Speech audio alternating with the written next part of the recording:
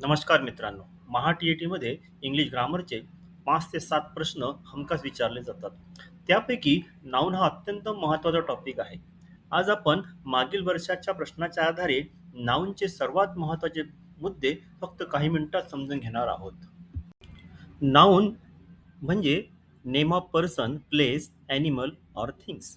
म्हणजेच व्यक्ती, स्थळ, प्राणी, वस्तू किंवा संकल्पना यांचे नावं दर्शवणाऱ्या शब्दांना नाऊन म्हणतात. आता टी-ई-टीमध्ये विचारलेले महत्त्वाचे प्रश्न पाहूया. कलेक्टिव्ह नाऊनवर there is a blank space, a lion roaring in the middle of the forest.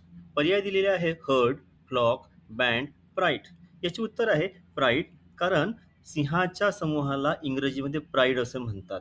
एक लक्षात ठेवा, हर्ड हा शब्द कॅटलसाठी किंवा एलिफंटसाठी वापरला जातो. फ्लॉक हा शब्द बर्ड्स किंवा शिपसाठी वापरला जातो. 2024 मध्ये विचारलेला दुसरा प्रश्न बघू. Identify the mismatch pair.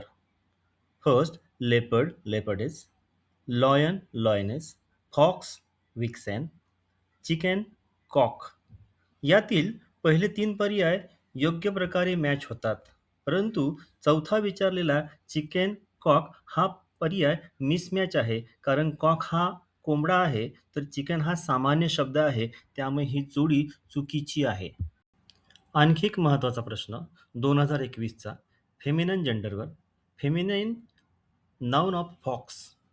पर्याय आहे hoxen, sheep hawks, vixen, foxes. योग्य पर्याय आहे विक्सेन. टी-ई-टीमध्ये जेंडरवर वारंवार प्रश्न विचारले जातात. प्रश्न चौथा 2018 मध्ये विचारलेला सिंग्युलर प्लुरलवर.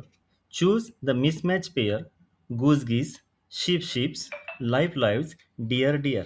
योग्य उत्तर आहे शीप शीप्स, कारण शीपचे अनेक वचन हे शीपच होत असते. प्रश्न पाचवा नाउन फॉर्म ऑफ डिस्क्राईब. 1.